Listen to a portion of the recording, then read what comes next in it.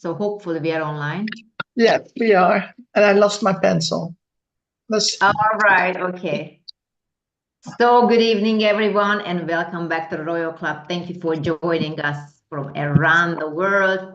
And we want to give a shout out to everyone, but we can't do it because it's too many people. But anyway, a shout out to the US, Europe, and all the other continents. Pakistan, Burundi, and all the other wonderful places that already said that they are already watching us, and the rest can just tell us later on. So we would know. But anyway, since we are talking to leaders, that's why I want to make sure that we are going to talk about something that will be helpful for leaders. And with that, and if you look at our internet problems, you have no idea the lengths we went to bring you this message, but our priority is that you will be well equipped wherever you are. And these are the things that you can always be able to use in your leadership wherever you are, in whichever country, because people are people wherever we are, isn't it? Mm-hmm. So people usually have the same needs. They want to be seen, they want to be understood, they want to be feeling that they have a purpose in life. So, and that's what we are all about. I made so many notes. Okay, let's start here. Okay, hold on a second.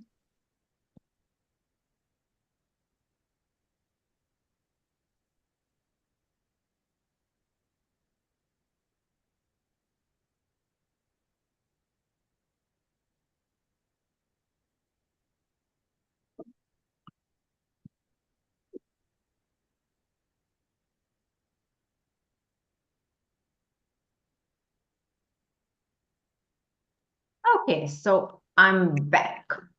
Okay, so leaders. Now, first of all, what is a leader? What is leader? Can be kind of a point, because everybody seems to want to be a leader, but it doesn't mean that they were all called to be in the exact same position. To some degree and to some extent, each of us are leaders. If you are the head of your family, then you're of course a leader. If you are, running your own business, then of course you are a leader. If you are, you guys just shared with me just before we started recording that, or went online, that you guys have started a Bible study. So of course you are leader of that Bible study as well. So I think everybody has to say to themselves that, we are not followers, we are all leaders, because a lot of people like to follow more than they like to lead, because of course following doesn't really involve too much responsibility, right? Yes. But God wants us to be grown-ups at some point. So if you're only finding yourself being a follower, maybe you need to be coming to a greater maturity in your life. But anyway, so at the same time, let's just discuss what is leader. I'm opening. Okay. This is interactive. Okay. That's the good thing about the club. We are chatting and we are learning at the same time. Yeah. So what leader? How can we kind of put it into some kind of a frame? What is a leader? I think a leader is setting an example. That's very much a part of it. Thank you, Alexander. Yes, a leader sets an example, and I think a leader will set lines, how to make guidelines, right? Yes, right. Guidelines. Anything else that comes to mind? And a leader take care of the people who is under his or her responsibility. And take care of them. It's not that we are, as leader, babysit people, but we take care of them. We will see how they grow, how they behave, how they learn, so to say. That they become. Anything else comes to mind? Go ahead. A leader is easy to follow. So people recognize the person as someone you want to follow. That I has like to do. that you mentioned that because we are going to dwell on that very much. Yeah, that has to do with example, of course, but being example to be followed by other people. They want to follow you. That is very much. So of course there's a lot we can say about leader, but you basically defined it in a different way, each of you. And that also shows the difference how a woman views a leader versus how a man views a leader. Yeah. But since there is no male or female in Christ, Amen. to give you one angle. Not But in Christ. yeah, everybody can just add their own personal touch to it and their personal experience to it. But this is ours for now. This is mine for now. So a leader, first of all, is not what you do. Leader is who you are. Yeah. So when you look at it this way, then of course it's a much more all-encompassing word than just, okay, a leader does this, a leader does that, a leader leads. No, the leader is who you are. Now, I want to give you a mental picture. Imagine, let's see. Okay, let's see how I'm going to set it up. So if you look at yourself, or if you view yourself, do you view yourself as a leader? Are you a leader? I am, yes. How can you tell? Because I see others following me. Okay. Now, why do they follow you? Because they experience the love that I have. So just because you are full of love, people are going to follow you?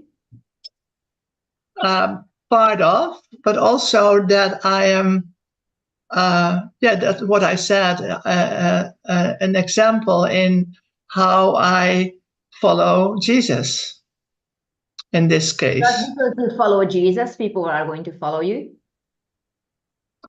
No, no, because everybody. That's true. I think it is the way that I do it, the way that it has also to do with my personality. I think that I'm attracting people. Let me help you, because otherwise we are going to be here for 2 more weeks. Let me try to help you. Right now, what I'm saying, it applies to Christians and non-Christians. So don't think predominantly Christian. Don't think Christian. Just think as a leader. Yeah. Why do people follow a leader? Why do people follow you? And how can you tell that they follow you? Okay. Yeah. Alexander? Well, I think when they follow me, and they do, someone follow me, they trust me. So that's very good. So a leader must be trustworthy. Yeah. Definitely, a leader must be trustworthy. Good. So, and we can also see it in a way that when people find out, let's say somebody is following a leader and that leader turns to be untrustworthy, then of course the person will not follow that leader anymore. Not true. Right? Because trust has been broken. Even though maybe that's a leader, but nevertheless, a leader that is not trustworthy, people will not follow. See, a leader can have all these wonderful qualifications, but if one aspect, I mean, it's a very, very important aspect, is not all right, and people realize it, they will stop following that person, right? Yeah.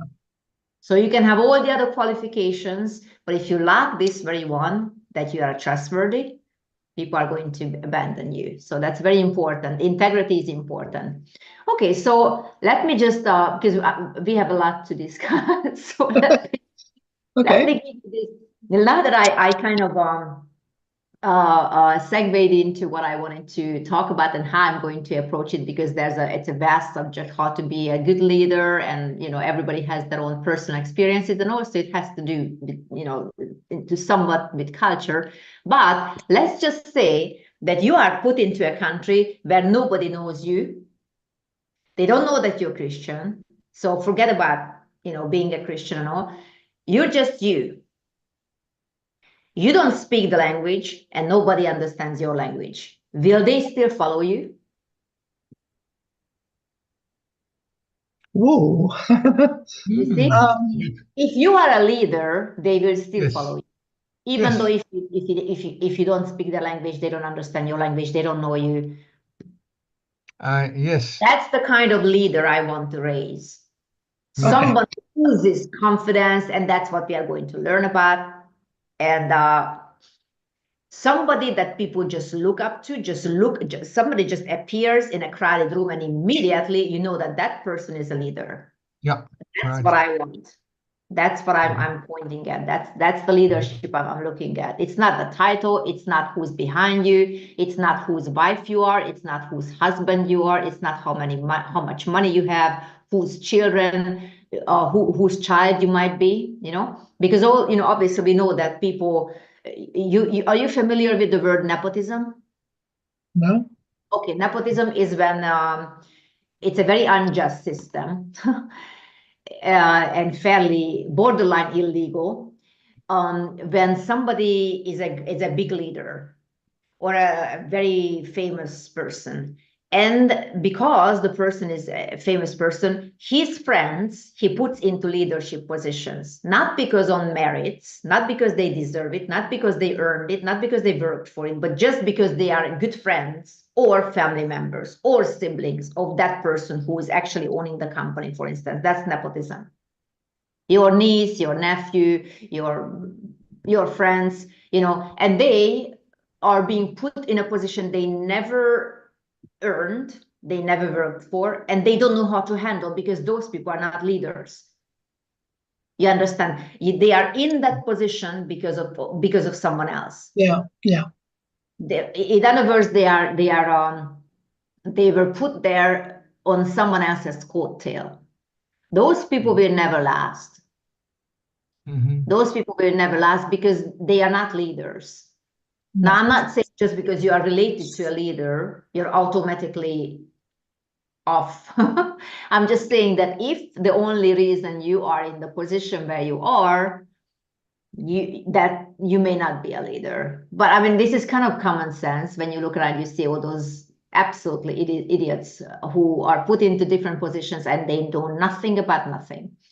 So those are not leaders. In other words, you are not being made a leader because somebody puts you into a position. No. You are a leader because you were born one. And of course, you can be raised one, and these things can be enhanced in you. But even as a child, when no position, no name, nothing, you don't know who the person, you just know you're watching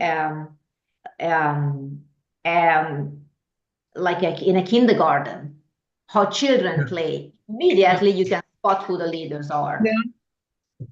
Because you were born with that you will develop. Yeah, true. That makes sense. So that's what and also you can watch babies may not understand each other's language and they don't speak, and but one of them or two of them will lead. They will lead the whole crowd. That's talking about. You can spot leaders. So let's see, not in particularly order, but I want to just go into this whole list. First of all, what you want to ask of yourself: are you followable? Are you more easy to follow than others? This is something that will be very telling.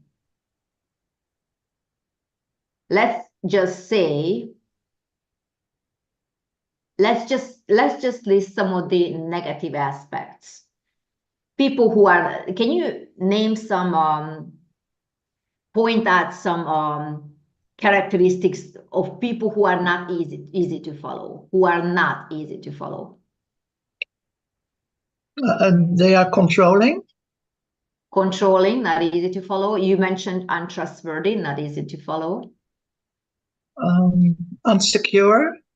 Insecure, definitely. Confidence is a big thing with a leader.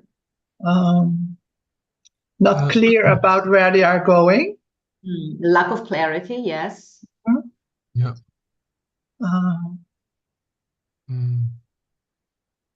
Lack of self-conscious. I say that also already a little bit.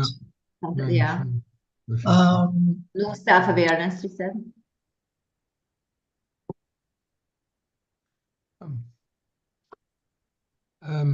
Most times I can't follow a leader when they are always speaks about themselves. Oh, that's a very good one. Yes. Yeah. Self-exaltation is not exactly. That's big indication for me to not follow. Yeah. Yeah. They at and first. Somebody always has a story about himself that always he is the hero. That's after a while, it's just hard to listen to. That's for sure. It's not okay. Yeah. I have to think. A leader that does not live his message. Right. So he says one thing and he does another, definitely. Yeah. But you may not know that because you may not see their private life. Maybe you don't see that, but you feel it. Yeah, you can feel it. You can pick it up. Yeah, you can pick it up, really. So in other words, you have to be one with your message. Yeah. Yeah. As a leader. So yeah, I mean, we can list a bunch of things, but let's just see. And when leaders speak over other people, that's also an indication. When leaders direct negative speaks about people or other organizations, that's for me an indication to not follow. Right. Yeah. So, but that what would be the reason why a leader would speak ill of others or of another company? Because he's not secure about himself, I think. Exactly. So that's basically lack of self-confidence. Yeah. Okay, so lot can be said. Oh, you know what?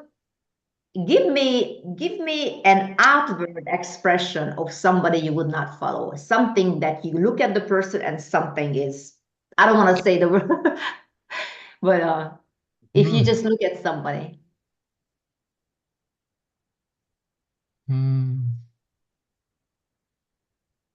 But someone is a snob? No, outside. Outside? I basically already said. When a leader, excuse me, I say what I have to say. When a leader is not close in the way he is bringing his or her message, when they Not dressed accordingly, is that what you say? Yes. Yeah, but basically, if somebody is not tidy, is what I was looking for, because it can be a sport. But you can see the difference when people unexpected phone me with a camera and they are, I know them. Then I put my camera on and I say, I'm sorry, I'm not dressed for this occasion. I do some other work now. But then you can see, because or if your luggage is in the airport, for some reason, I can see people dressed well. You know what I Some people want to are say. not dressed well, some people are not dressed well, even on airports. But you can see that increasingly worse and worse. I can see it in the way of they make combination of clothing. I see. I can see that. Like it's not in harmony. Right. Yeah. Right. Well, basically, like, not to pick on any particular one, but if we of course touched very much on that in Royal Grace and Elegance, but basically, as a leader, you want to dress where you're going. You don't dress where you are or where you have been. You dress where you. So, and that is also not, I mean, I emphasize that you do it for yourself primarily, but of course, not to forget that everybody else is watching us and they will make a judgment call on us, without us opening our mouths. They immediately, just like you said, you can pick out who is who and where they are in their personal development just based on how they look of their clothing. And it doesn't have to be expensive, but it has to be neat and tidy. It cannot be wrinkled, it cannot be soiled, because obviously you know that person cannot even take care of their own attire, especially if they are in public. Then definitely I have no vote of confidence for that person. So as a leader, you want to dress accordingly because you are a leader. And in my opinion, also at home, I'm not saying put on a makeup. I don't put on makeup unless I absolutely have to for movies or for occasions. At home, I don't wear makeup. But when I'm on camera, it is my duty to respect you with my appearance. Yes. So some people may not understand that, but for a woman not to put makeup on is like not being fully dressed. Yes.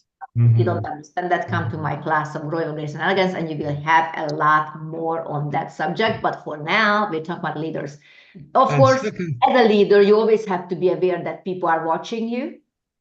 And they are making their judgment call on you based on what they see, even without you first opening your mouth.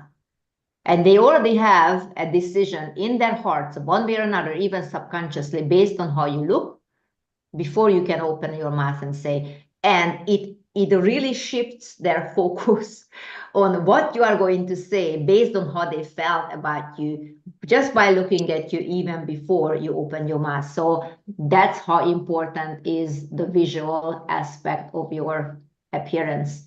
So are you followable? We already discussed that if you look the part, then this definitely helps. And a confident person looks the part. So I don't know if I want to go down on all those lists and then explain them. Yeah, okay, maybe I'll just go on down on the list and then I am going to explain them. So basically, we put it in 5 major categories, but that represents a leader. It's confidence, gratitude, discipline, leadership, and enjoyment. And I'm going to explain all of them. So let's go with confidence, because that's one of the things that you want to look for in a leader. And again, this applies. Can you please we will do, don't repeat? Worry. We will go by one, as I said, we will go one by one. So as I said, this doesn't have to be applying to you if you're non-Christians or Christians. This applies to every leader. Yeah, true. Something you can definitely use. So confidence is number 1. Now, how does a confident person appear? We already touched on that. It appears neat, tidy. Again, it's not about money. It's the way the person dresses himself.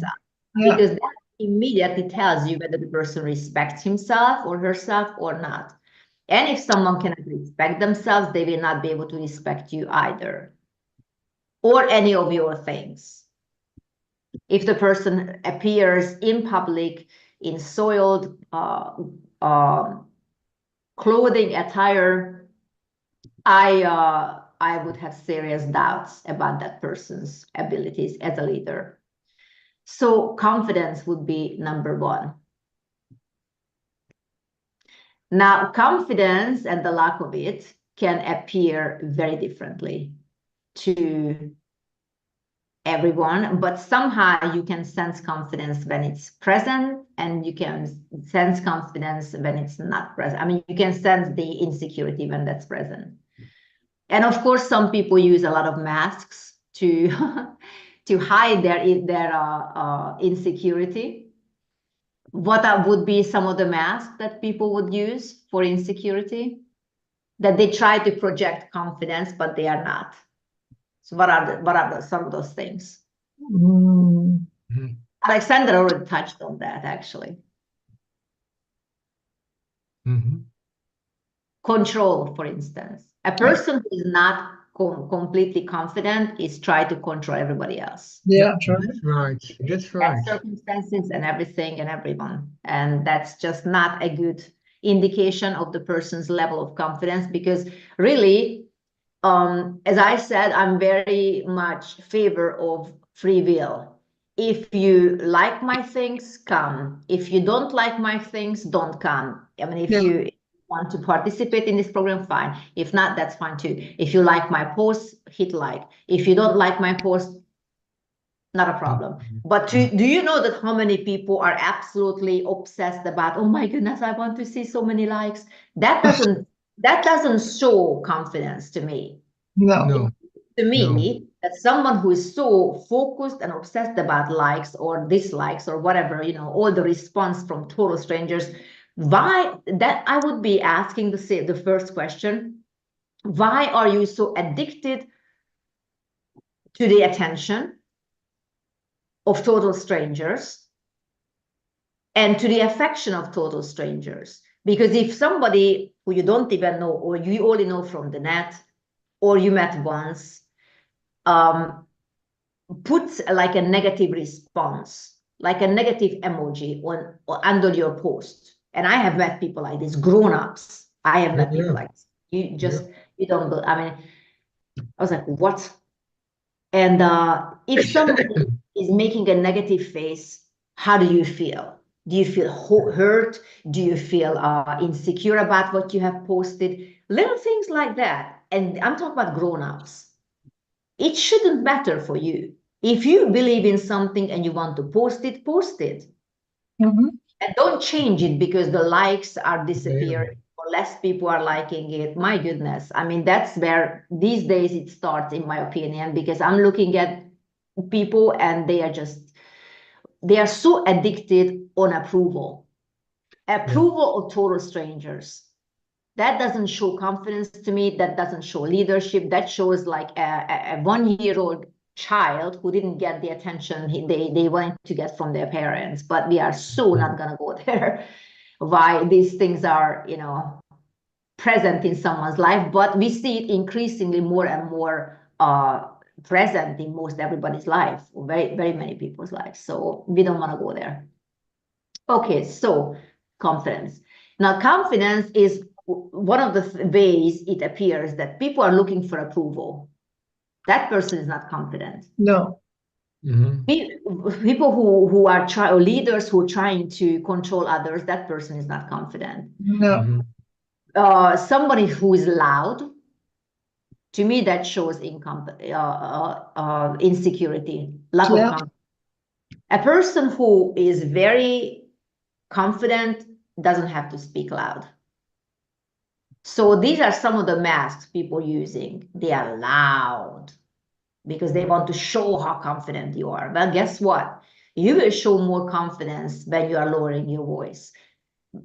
There's this so-called psychological effect that if you lower your voice, everybody lowers theirs because they want to hear. They have to hear what you say. Otherwise, if they are loud, they won't be here.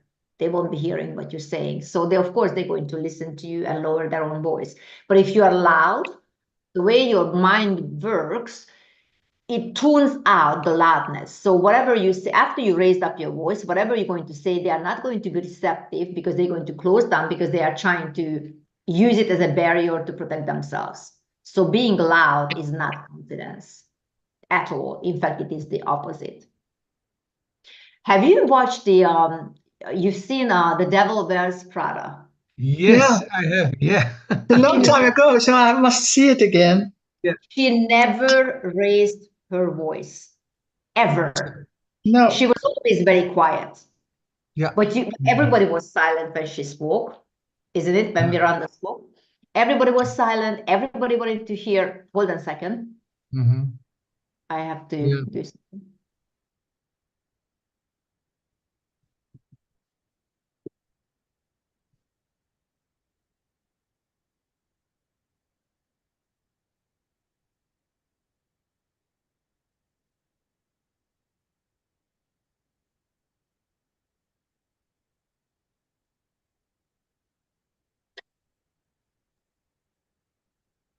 My tea was boiling in the samovar, and the samovar doesn't switch itself off.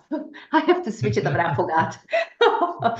But anyway, I just smelled this beautiful aroma. It's like, oh my goodness, it's my tea. But anyway, so Miranda never had to raise her voice. In fact, she spoke very quiet, chillingly quiet. But that's how confident she was. She knew she never has to raise her voice. She knew that everybody will be silent and listen. I don't even remember if she ever, I don't believe she ever raised her voice. Ever. No. And that's remarkable. That shows confidence to me.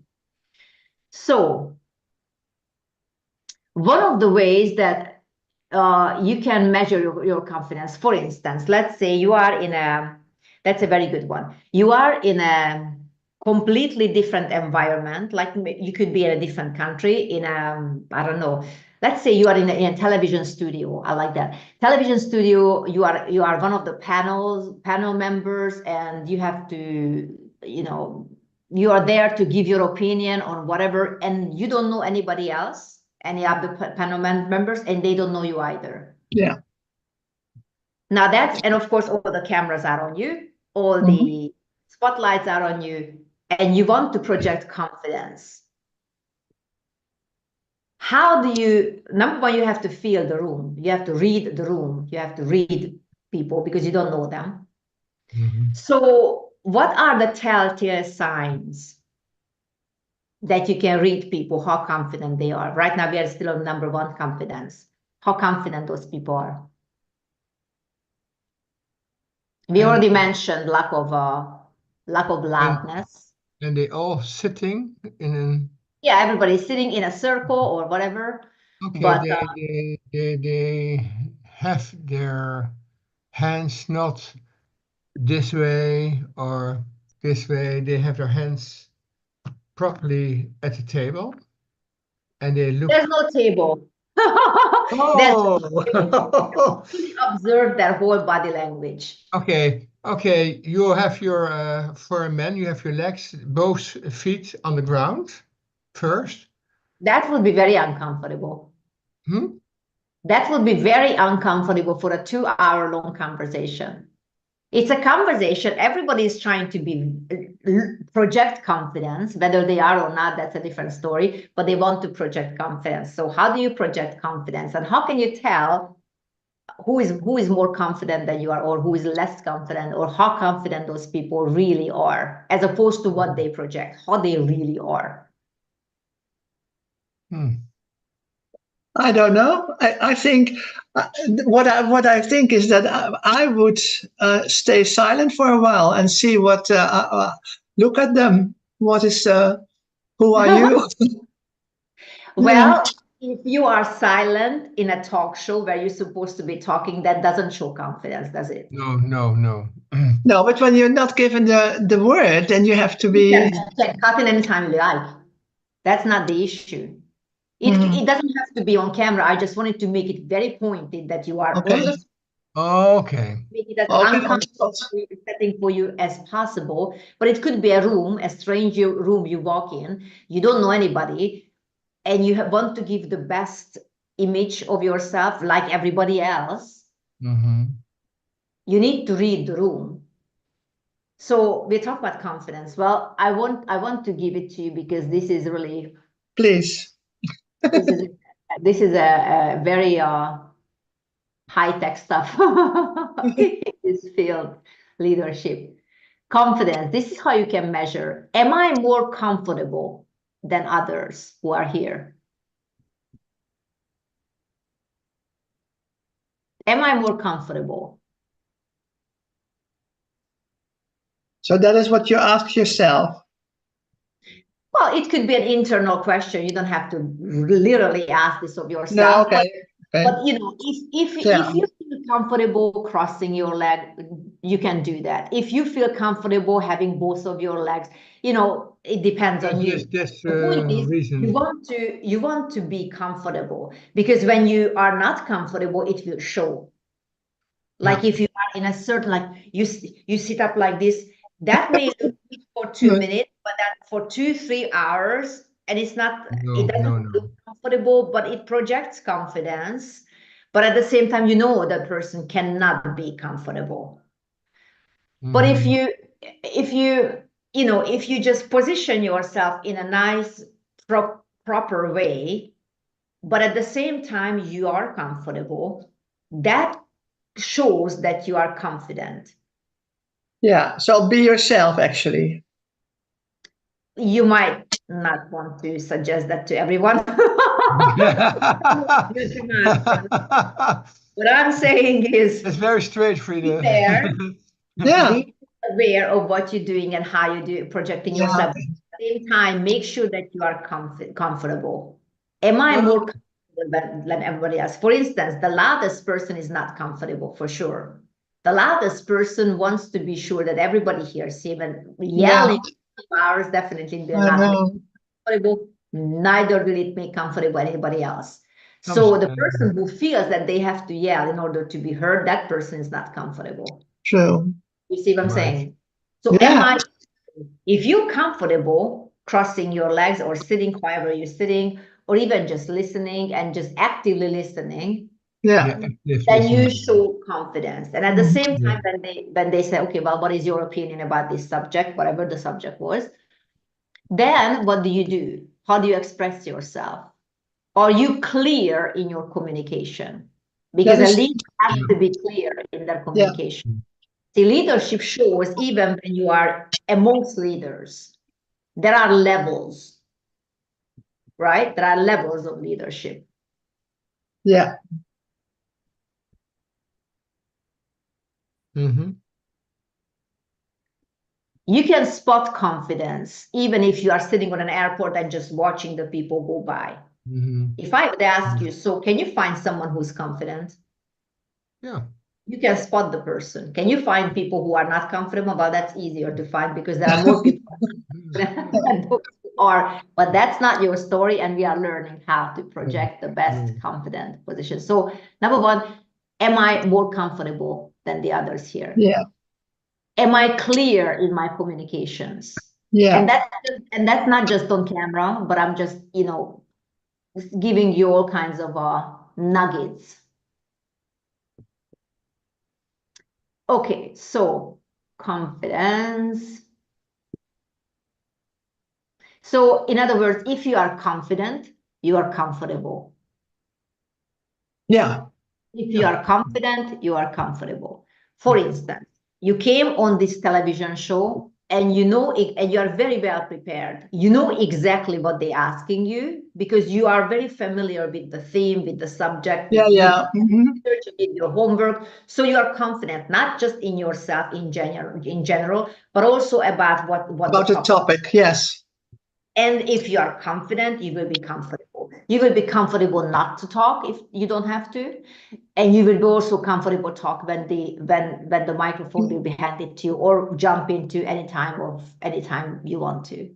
Make sure. And you also do it, but we are already learned it on Royal Grace and Elegance classes, that you know how to interject, you know how to put your point. So we're not going to go into that. And but obviously you need to be clear in your communication. And also one of the things I would like to point out, because there's so many bad examples that we can point out, clear communication is of course a must, because people must understand you, but also you have to always look at it from the perspective of the audience. Maybe what you're saying is clear to you, but it's not clear to them. You see what I'm saying? Right. So always be aware that when you talk to people, are they going to understand what I'm saying? For instance, let's say you speak Latin. I took Latin for 8 years, so I have some understanding of Latin. But I'm not going to use Latin words just to show how, I don't know. I know that the audience will not understand it, and then eventually I will not be able to put my point across clearly, because half of the things I'm saying they won't understand. You can see it when doctors talk to each other is very different than when doctors talk to an audience who are not of the same. It's very different. Yes. Of the same background. Because with doctors, of course, they're going to use the Latin, same with lawyers, I assume, or same with people who are within the same science. You understand? Yeah. But when they talk to an audience, they have to go to that level where their communication is clear. And that's something that a leader must do always. Your communication must be always clear. Otherwise, as we discussed, people will not follow you because they don't understand what you're saying. That's true. And sometimes what people do when they feel extra, especially not confident, but they try to project that they are confident, they try to use big words. Yeah. They try to use words just to show how confident they are, how educated they are, how prepared they are. But at the same time, they will not have followers because people are like, you know what? Every time this person opens his mouth, I feel stupid because they're using words I don't understand. So automatically I feel less than. Nobody wants to follow a leader who makes them feel less than. That is true. Yes. In fact, you will always gravitate towards people who are lifting you up. So yeah, somewhere in, maybe not in the 8 point, but some or these 5 points that I'm going to discuss here, somewhere there you want to put in that you want to be a lifter of people as a leader. Yeah. Whether you're Christian or not makes no difference in this picture, because people want to be lifted up. Nobody wants to feel like they are stupid. Nobody wants to feel they are less than. Nobody wants to feel that, you know what, just because I don't understand the Latin, I can't participate in this conversation. I can't even have an opinion because I don't understand this lingo. I don't understand this jargon. So you always want to make sure that you communicate on the level of your audience. And so want to make sure that you communicate in different levels with different audience. It's also not good to talk to people on a level of 2-year-olds when they are in fact grown-ups. Make sense? Yeah. Sorry, I did not hear because I had to answer. It's also not good to talk to people who are on this level and talk to them on this level. Yeah. Yeah, right. Because you will lose them. I mean, they're just going to walk out. I know I would walk out because I would feel like, you know what, this is a total waste of my time. I already understand this. Don't talk to me like I'm an idiot. Talk to me on a level that I can. You see what I'm saying? Most of them are bad. Yeah. Are bad. Perfect example. I don't know, Kamala Harris. Anybody? Yeah. Yes. Right. She talks like she talks to 2-year-old kindergartners. Yeah, so Because that's the level she is at, and she assumes that you are also on that level, and she just doesn't even understand that people are actually grown-ups, you know. But anyway, we're not gonna go into it. I'm just saying that this is a very good example. She talks in rhymes like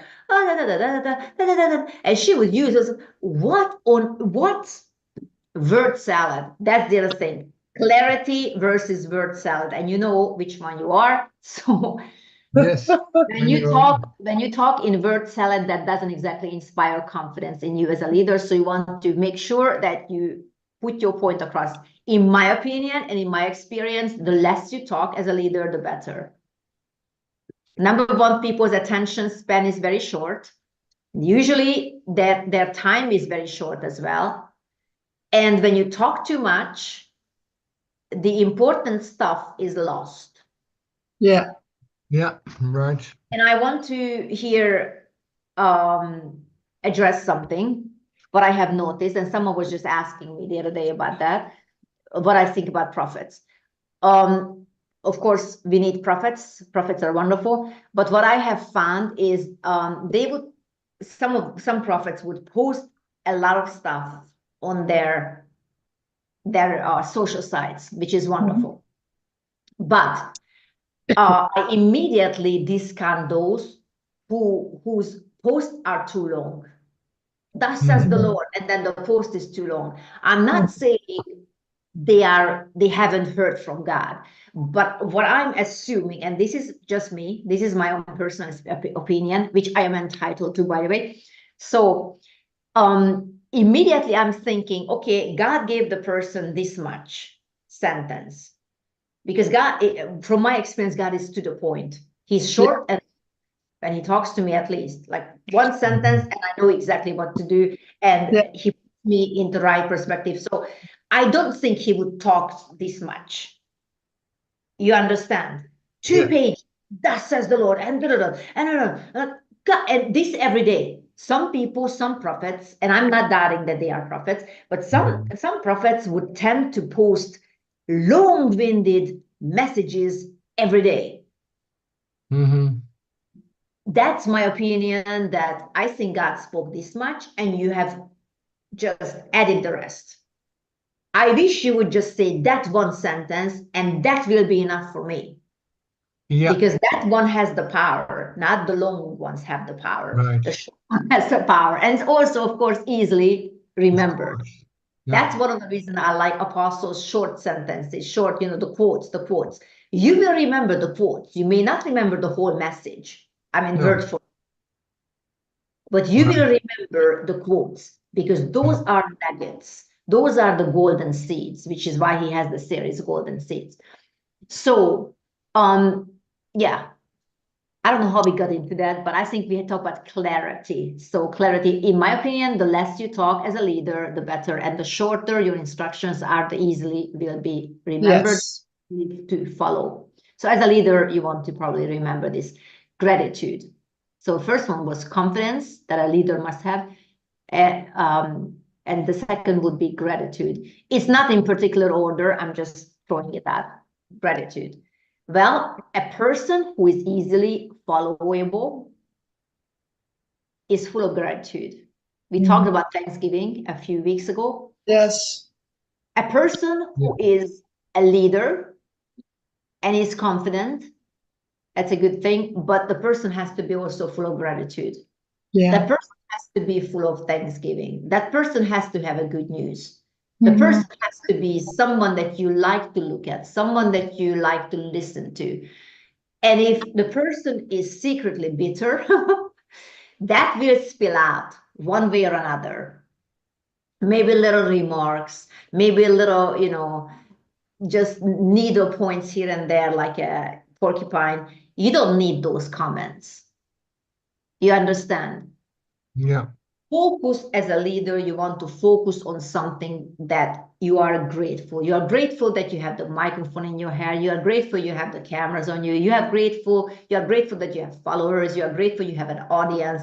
Grateful that you can do what you're called to do. Be grateful. Don't look at what others are doing and maybe you're not there yet. That's not what you need to look at. You need to look at what you have. Yeah. And again, using the analogy of an airport, because there's a lot of people are going to and fro from different countries. That's what I'm saying. Forget about culture. It's not about culture. People are people wherever you go. So if I ask you, show me a person who is grateful, show me a person who has gratitude, you can point those out. Yeah. By the lines they have on their faces, those people are not grateful for the most part. Yeah. Because it's always looking for, what if I make a face like this, I don't look grateful, do I? You understand, it shows. And I'm not just saying for that moment, but when you have these deep set lines that shows how your face is normally, you understand, versus how a person has maybe these douche and smile lines, these douche and smile lines. That shows that the person is often smiling. That person has a cheerful, grateful attitude. So as a leader, you want to project those things genuinely. I'm not teaching you tricks. No, I know. And how to sell yourself better. I'm really want to encouraging you to go for these qualities, because as a leader, these are the things people are going to look at you and they're going to either follow you or they will not follow you. They will follow someone else. So gratitude. Okay. Discipline, number 3. That's a big one. Discipline. Again, we are at the airport in a cafe, and show me a person who is disciplined. You can immediately show the person who is disciplined. Oh, yeah. And you can also show who is not disciplined. Number 1, of course, the way they dress themselves. Nothing is out of place with a disciplined person. Someone who is a person of excellence. A person of excellence is always a disciplined person, in my opinion. Yes. Because the two work hand in hand. Yes. And a disciplined person is always a person of excellence. I'm not talking about gather all the trash or all the litter on the airport when you are, trying to catch your flight. But the way you carry yourself, and everybody else knows that you're disciplined. Even the way you walk, the way you pulling your thing, your carry-on luggage, just the way you walk. Yeah. You walk with Right. confidence. You know exactly where you want to go. You are not, I don't know, trying to cut lines. You are not, you have clarity of purpose. You are going to go from A to B, trying to catch your flight, your connecting flight. You're not necessarily wandering around in shops. If you have time, you can do that. But even that, you do it with discipline. You can also spot people who are not disciplined. What would be the telltale sign? For instance, so many, of course. But if you want to gather, like what would be a telltale sign of someone who is just, you don't talk to the person doesn't talk to you, you just spot them out in a crowd. What would be the telltale sign for you personally to show you that the person is not disciplined in their lives?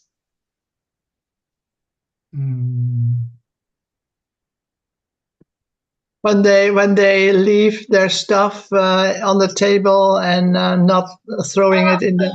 No, because that's easier. Let's just go with. So I want to teach you how to read the room, is what I'm saying, as a leader, because you have to have that. You're just watching people walk by. There's no table, there's no littering. That would be too easy. I don't want to make it easy for you.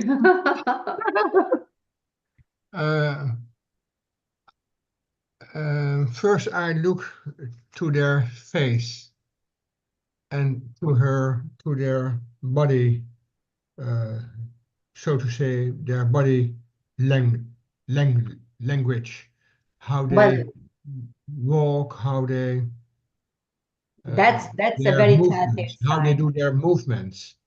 You can Yes. see if they have movements that's very gentle, or when they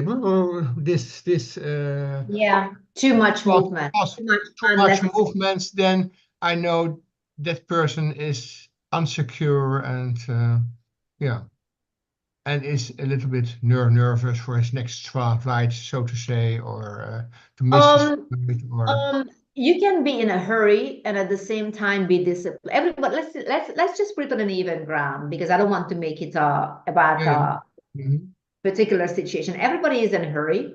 Everybody's trying to catch their flight. Nobody's littering. You're just watching people as they go by, and you can still spot who's disciplined and who's not. They are all in a hurry. That's beyond their control. The flight is leaving, so they want to catch their connecting flight. Nothing wrong with that. We do it all the time, right? So what would be the telltale sign for you to, because, we are sitting in the airport and you have to tell me, in your opinion, who is disciplined and who is not disciplined?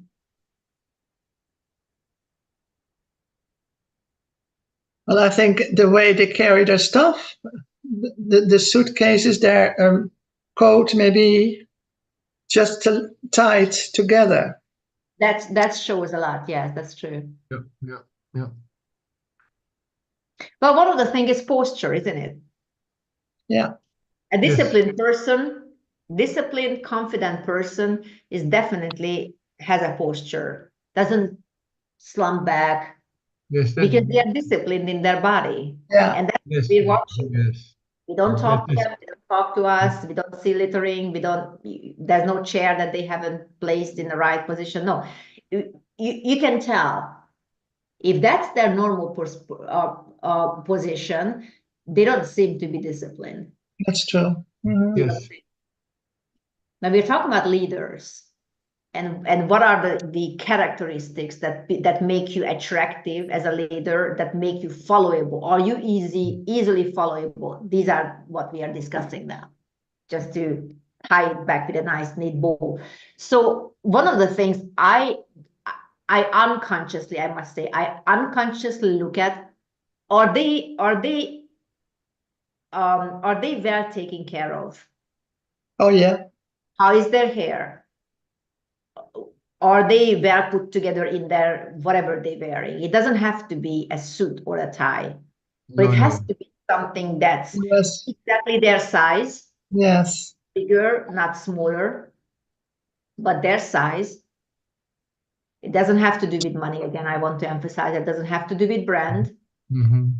but it's something that fits them perfectly. How are they carrying whatever they're wearing? Yeah. Right. Yeah. That in great lengths in Royal Grace and Elegance classes. Yeah. Also, I look at how fit they are. How fit they are.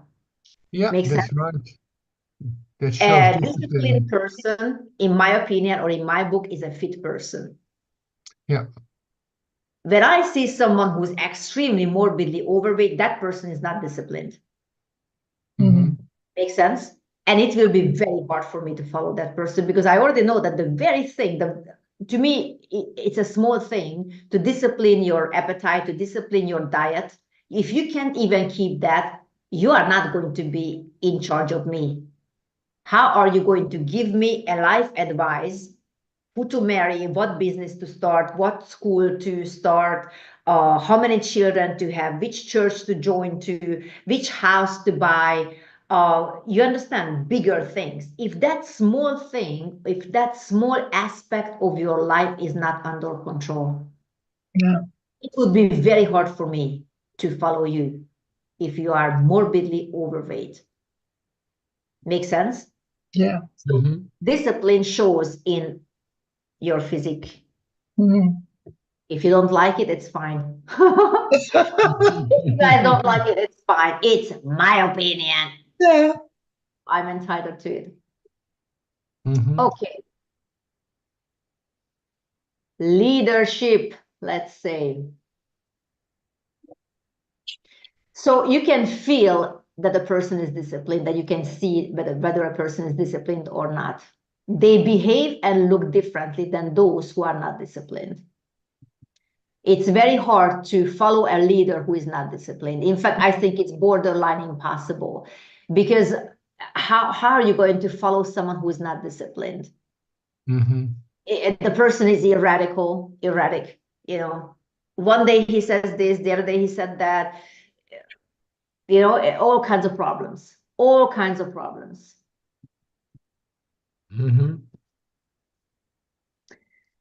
Okay. So leadership is it's a big subject. It's an all-encompassing word, and we kind of touched some of the aspects. I want to go back a little bit to confidence because that one is a big one, and there's a lot to be said about that. Confidence. To give you a trick, how does, let's say, because I want to tell you, but I don't want to make it very easy. I want you to think. You're welcome. Right. So again, we are in this room setting with lots of people. Actually, no, not lots of people, because that would make it easier for you to hide. No. You have 5 people or 6 people. Yeah. Everybody has to discuss. There's one reporter or like a hostess or something, and everybody has to, just kind of chime in with their own opinion regarding a certain subject. So we have already discussed, am I more comfortable than everybody else here? That would be one of the things. If not, of course, you make the adjustment. The other thing is,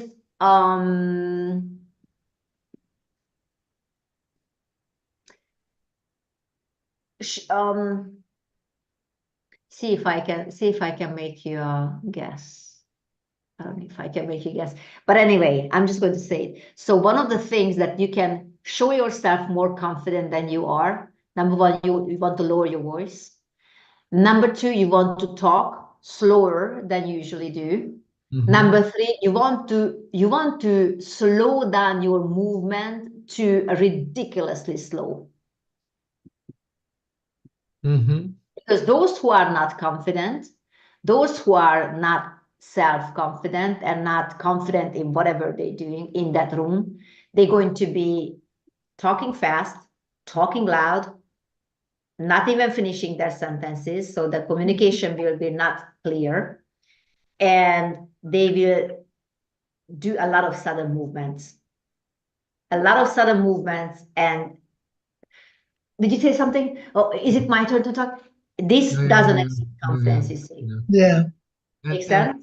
So I want to show you the bad example so you can go as far away from that as, yeah.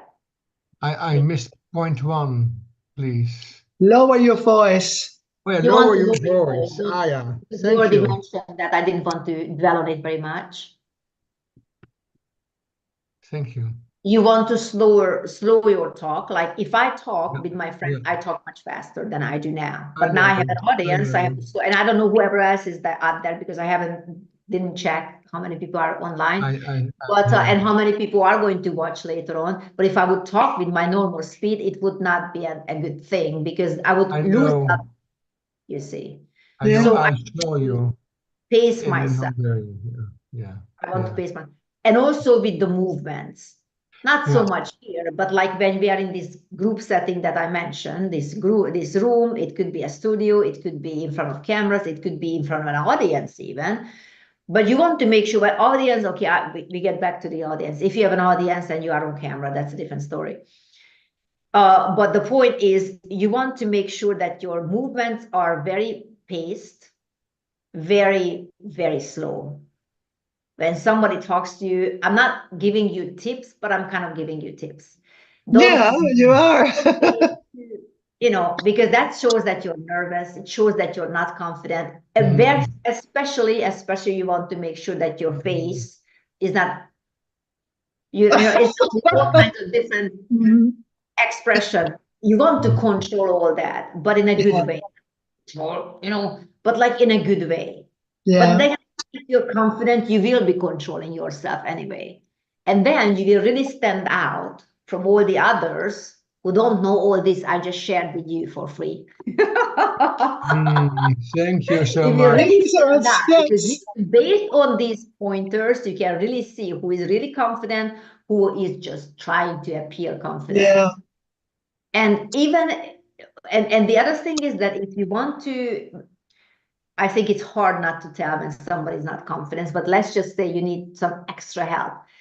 Even if you watch a video of people talking and an argument or a discussion, you know, people are on different sides, which is a good thing. You know, you will find yourself in a lot of different sides of an argument or a subject. It's a good thing to do. Just turn down the sound, turn down the voice, and just watch the body language. The person who's confident will be very slow, but in a good way, not slow like mentally retarded, but slow, you understand? Yes. Slow, waits until the other person finishes and then puts their point across. Yes. And again, you see, and then it makes a face like you're interested. And you make the other person feel interesting, which is more important. And you make sure that you are focusing your attention on whatever the person says. If somebody is not confident and rude at the same time, which kind of goes hand in hand, the person never allows you to finish your sentence. Even in a setting when you are in front of camera, people are watching, watch any YouTube discussions. You can really tell. Always cuts in, never allows you to finish your sentence. It can have a lot of different reasons why, but it shows that the person is not confident. It shows that the person is not a true leader. Because a true leader has enough confidence in himself or herself that it's fine, you can finish your sentence. I can still remember what I wanted to say. I will still ask the questions I wanted to ask. And at the same time, I'm going to respect you because I respect myself. Make sense? So also slow movements. Not jerky movements, not sudden movements. Also with your head, you want to turn towards a person who talks. Some people don't do that because they are rude, because they have zero social skills, even though they are on television. That kind of brings out the question, why are they there if they don't know how to behave even in private, let alone in front of us? But that's just basically they sell themselves the way they are. But these are some of the things that you can really focus on. Okay, so the last one will be enjoyment.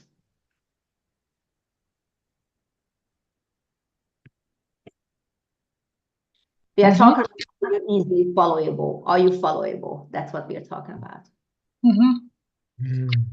So a person who enjoys life, who enjoys in the moment of being in front of camera, talking to you, having your attention, enjoyment. If you are magnetic, you are automatically followable. And a person who exudes confidence, gratitude, discipline, leadership, enjoyment, that person is automatically magnetic. So automatically easily followable. Than those who are not, than those who don't possess any of these, or if they just possess one or two of these. All five of these you need in order to be followable. They all support each other. If you just have confidence, but you don't have discipline, gratitude, leadership, enjoyment, nope. If you are, I don't know, just disciplined, but you are not confident, you don't have leadership skills, you are not full of gratitude, you are not full of enjoyment, you are not followable. That's true.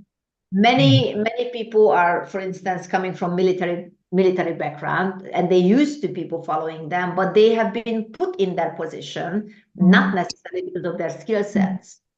So they are very disciplined indeed, but they don't exude, they may even exude confidence, but they don't exude true leadership. And we listed what the leaderships are, right? You want to lift people up. You don't want to put them down. You want to pay attention to them. You want to have their best interest all the time. Doesn't exude enjoyment.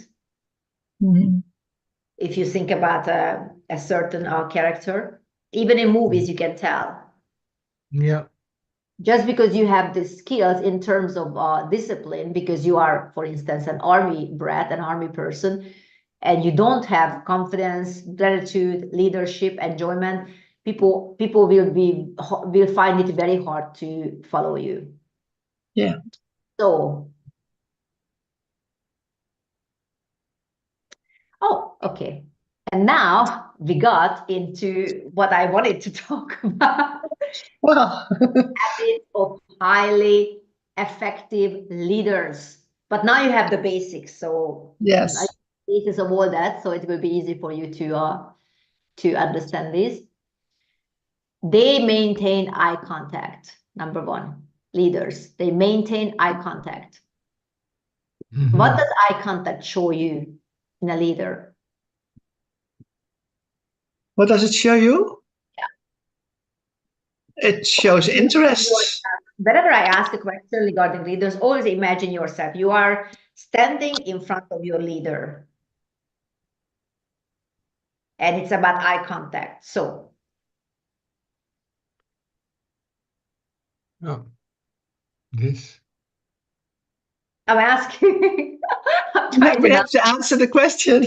Yeah, the question was, what does a leader, your leader now, that's what I'm saying, I want to make it personal. Because when you put yourself on the shoes of the followers, then you will be a better leader, in my opinion. Yeah.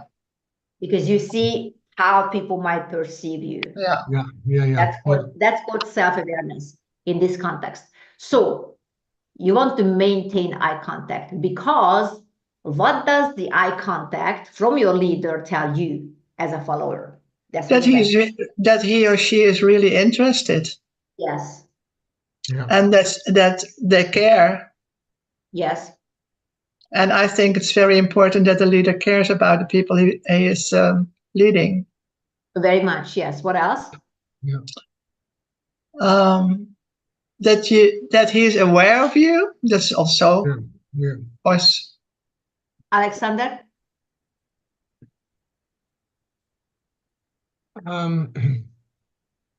What I do as leader to No, that wasn't the question. That wasn't the question. No. Oh, I'm sorry. I missed eye contact from your leader. Eye contact. Are you? What does that to you? Yeah.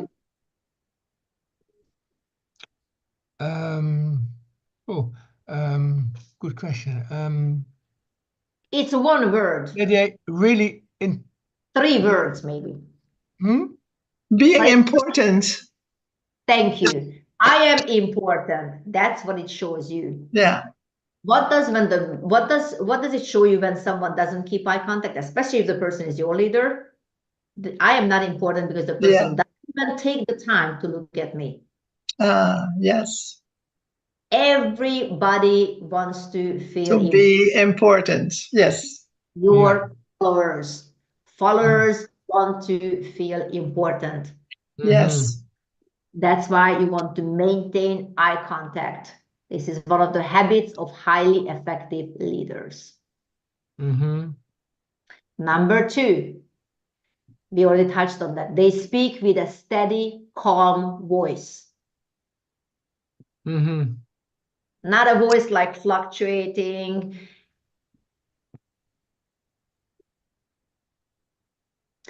And on that, I want to mention something.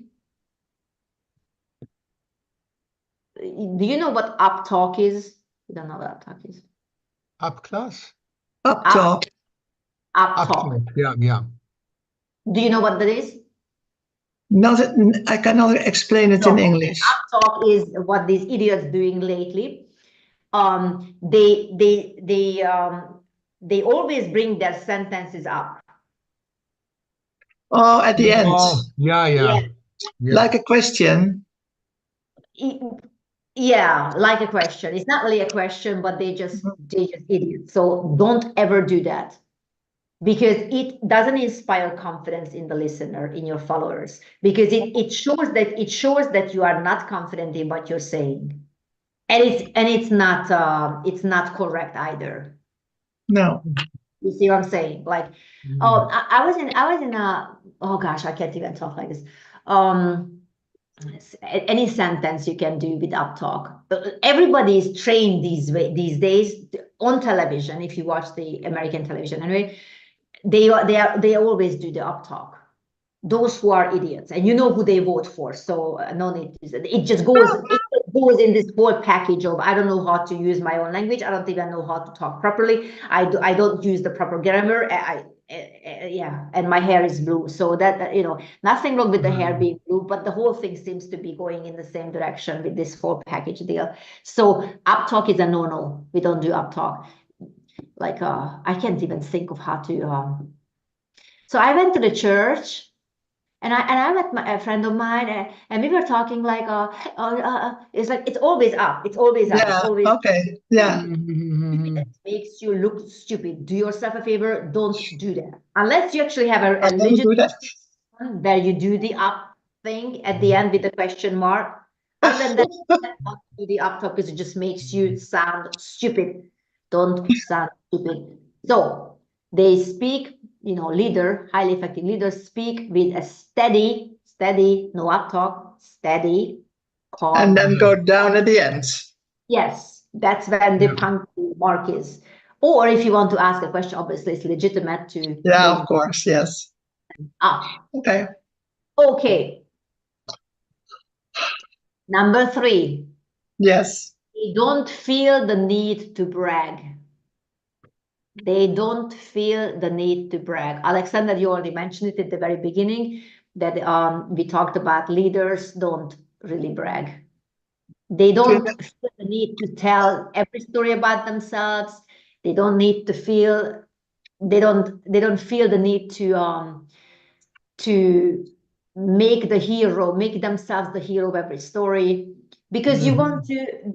Okay, again, I'm going to ask questions. I don't believe in telling things. I believe in making people think, and they will come back. Okay. I'll do my best. It's easier just to dump the information, but since I'm taking the time as a leader, so this is the best way to teach, more effective when you make the audience interactive. Yes. So they don't need that. Okay. So if you keep hearing stories of your leader, again, put yourself into the shoe not as a leader, but as a follower. If you keep hearing your leader constantly brag about themselves, constantly bringing, whether made up or true, stories where they are always the hero of the story, how does that make you feel as a follower? then I feel very insignificant because she can do it better than I can do it. That's the message, isn't it? I'm Yeah. better than anybody else. Always. No. I'm better than you. You will never get to the same level as I am. Don't even try. Yeah. You see, again, you put your audience, your followers down. Yeah. Yeah. Because you put yourself on a pedestal, even if you are better at, even if all the stories are true, that let's assume that they are true. You don't have to tell your followers. Mm-hmm. You see what I'm saying? Oh, I excelled in sports. I did the best in the school. I was the best in my class. It's like you feel like you have no room to be the best at, because this person already took up every air in the room. I have nothing, you see.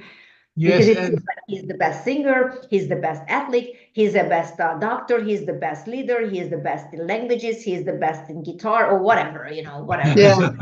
Things that you can do that even remotely gets close to whatever that person, because it's all about him anyway. yeah. And then how do I even get, I can never even, the message is that you can never really achieve that level.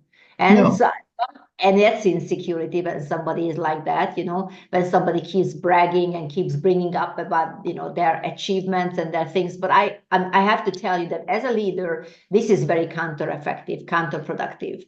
Number one, people will leave you because they feel less than. They feel like they have no room anywhere where they can be the best, because you already took all the rooms and all the best achievements.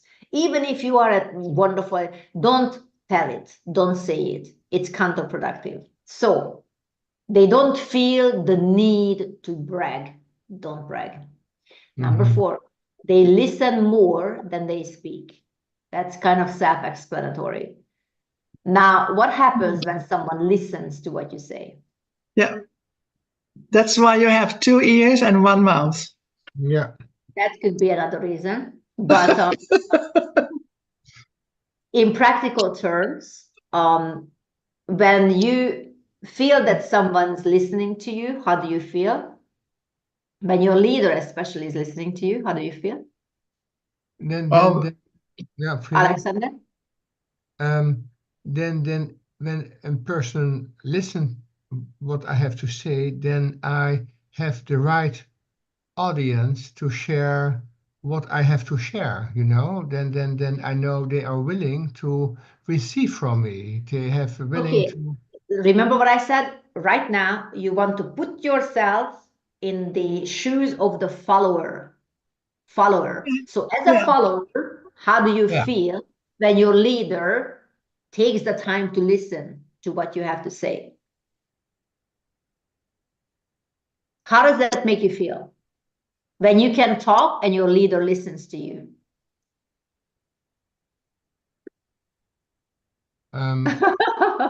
Is the follower talking now, or is the leader talking now? You are a follower right now, because I want you to Okay. put yourself into the shoes of those that you lead. So if you take the time as a leader, for someone who is following you and listen to them, how does the person feel?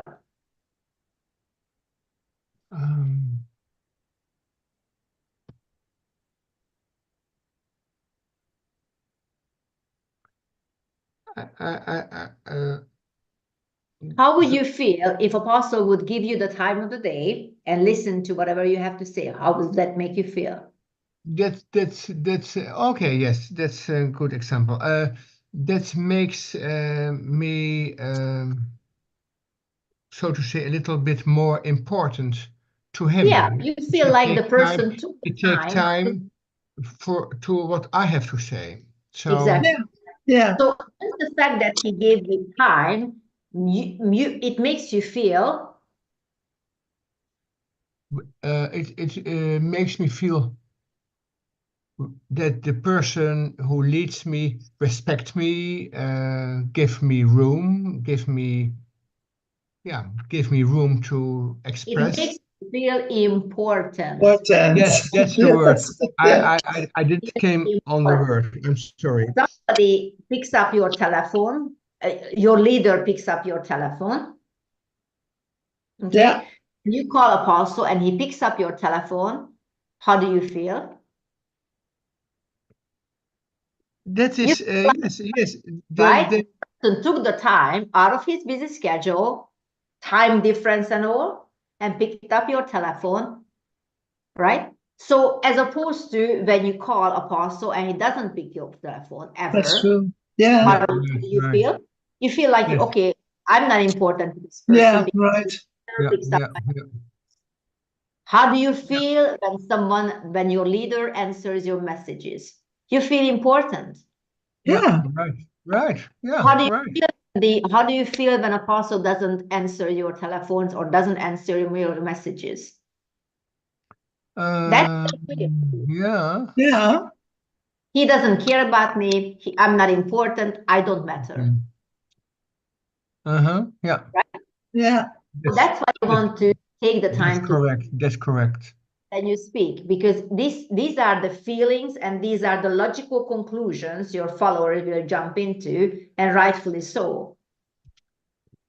If every meeting is about, now I'm not talking about when you teach, I'm talking about when you have a team meeting, for instance, and all you do as a leader or all your leader is doing just talking, that's not a meeting.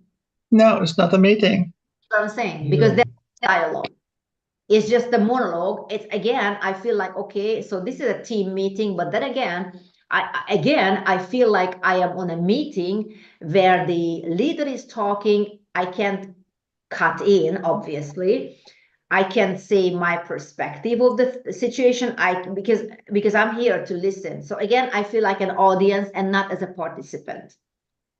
Yeah. And yes, team meeting. So if it's a team meeting, again, there's a room for that as well. When you talk and everybody else listens and doesn't cut in, it depends on the meeting.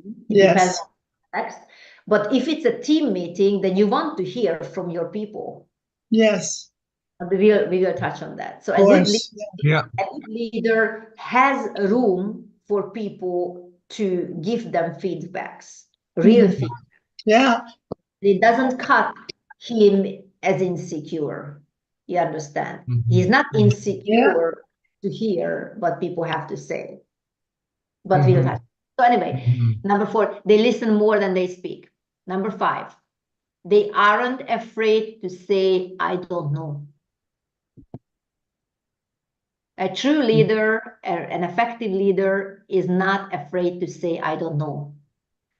One of the things that I absolutely hate is that when a leader or anybody in a leadership position, I should say, feels that they absolutely have to have the answer for everything. Maybe it's not even a leader, it's just somebody. And I know that the person begins to talk, it's like, oh my goodness, I already know that the person has no answer. So why am I wasting my time? Just say you don't know, not a problem. I go and get someone else and ask someone else. It's okay. You can say you don't know. It's okay. I'm fine with that. You're not less of a leader in my eyes because you don't happen to know about that particular subject that I'm asking you. Now, if it's a spiritual question and I'm asking a spiritual leader and he doesn't know the answer, we have a problem. But I'm talking about in general. Yeah. Leadership, it applies to any kind of leadership. So if your leader doesn't know the answer, or if you're the leader and you don't know the answer, just say, I don't know, I can look it up, or I do my research, I get back to you later. Don't say a lot of words, don't give a lot of bunch of, whatever hogwash just to say something, because your ego doesn't allow you to say, I don't know. I'm sorry, I don't know about this subject. I'm going to go into, for instance, I have no problem with the fact that I don't know anything about cars. I was never interested in cars. I was just talking to someone this morning, in fact. So you know what? The only reason I know which car is which, because it's written on it. Honestly, really. If it wasn't written, I wouldn't know. I don't recognize cars by shape. Not really. Not really. If I'm used to that particular, Porsche Cayenne, I recognize the shape. But you understand. But that's the only reason. I wouldn't know otherwise. But I'm not afraid to say I don't know. I really don't know. But I'm not even interested. The other thing I don't know, and I'm going to be very honest, The other thing, I know nothing about numbers. I don't know how to count. I never wanted to count. I never cared, honestly, but I mean, really ridiculous. I don't know how to count because I never cared. I never cared. I don't know about numbers. So don't ask me about numbers like 2 + 2 and the whatever. Forget it. I don't care. I don't know. And I'm going to say, I don't know. Ask someone else. As a leader, you should be able to say, I don't know. If they ask you about a specific thing that you should know and you don't know the answer, that's a problem. Yeah, okay. I understand.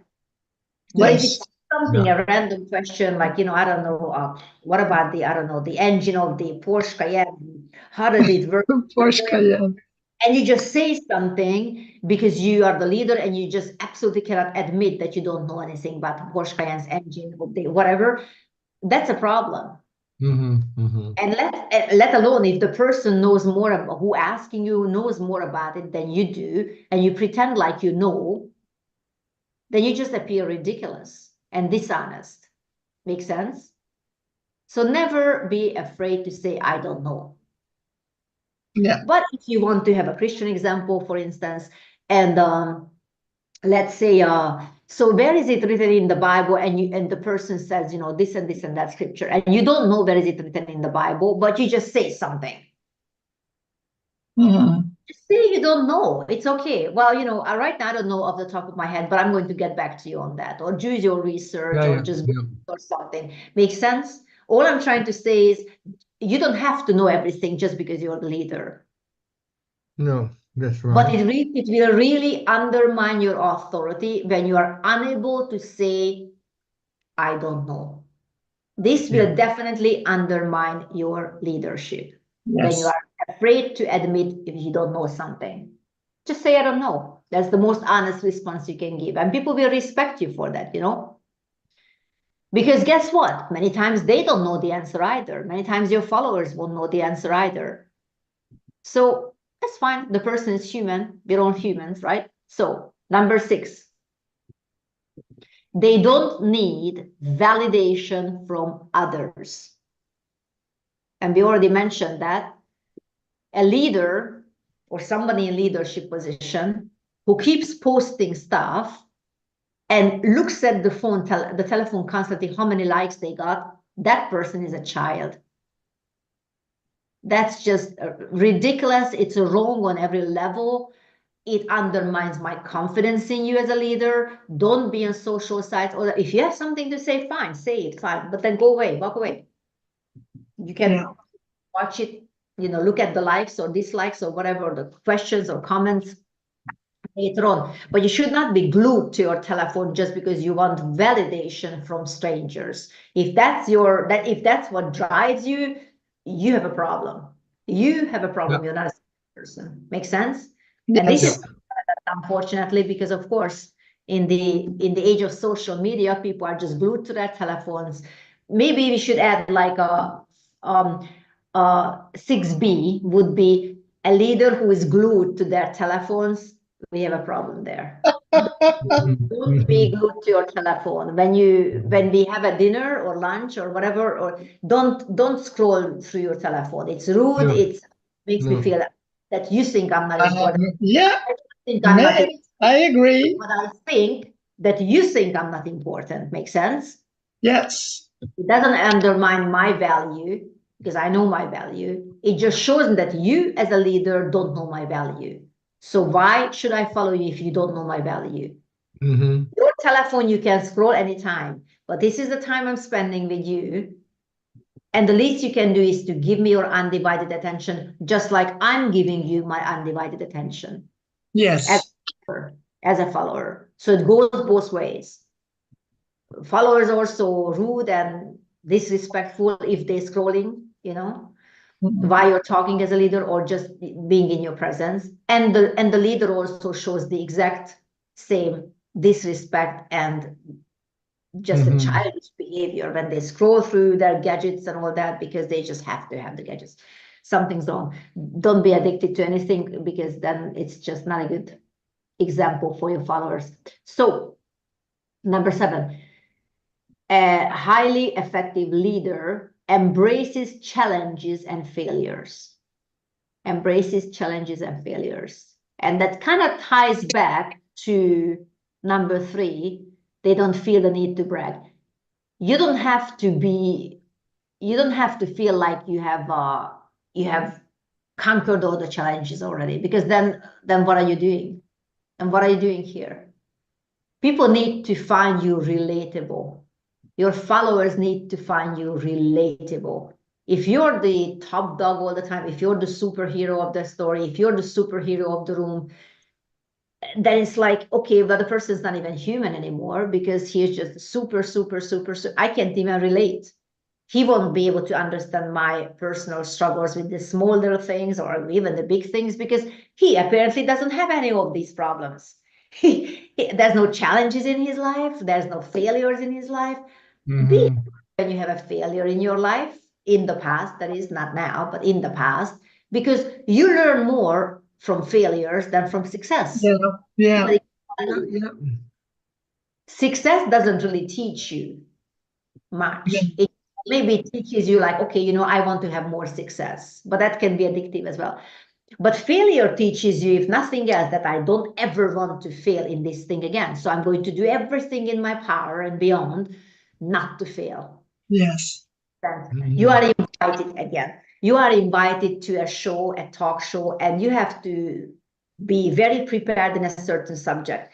And you just, I don't know, you were scrolling your telephone or you were doing whatever you were doing, but you were not prepared. So you arrived there unprepared. And this whole show bombed. This whole show became a total failure because you were unprepared.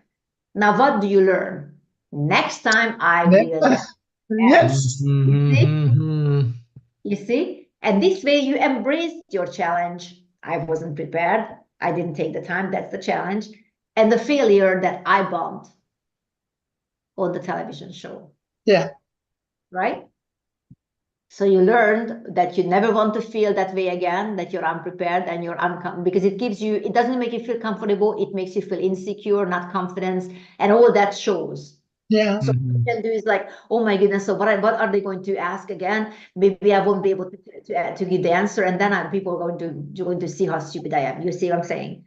You don't want to have that feeling. No. You want to be confident, and the only way you can feel confident in this setting is when you are prepared, right? And better be more prepared than everybody else in the room, and then you will be the most confident one in the room. Yeah. Number 8. Practice active listening. How do you do that? What is active listening? There is listening and there is active listening. Active. I think I'm going to put on my sweater. I'm a little cold. So what is active listening? Active listening is that you say, yeah, you give back what you heard, or you say, you're nodding. Yep. You show that you pay attention. Exactly. Yeah, and you look to the direction the person who speak.